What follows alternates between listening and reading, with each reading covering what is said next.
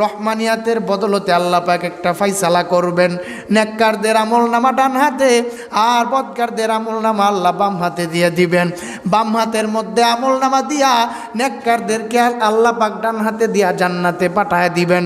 আর বদকারদের আমলনামা বাম হাতে দিয়া আল্লাহ পাক গাট্টারের পিছন দিক দিয়া ভেঙ্গে আল্লাহ পাক তাদেরকে জাহান্নামের দিকে পাঠায় দিবেন।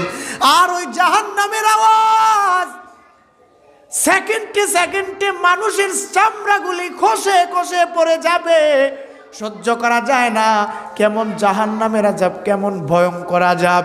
দুনিয়ার আযাব ওই সহ্য করা যায় না, জাহান্নামের আযাব কেমনে সহ্য করবারে মুসলমান?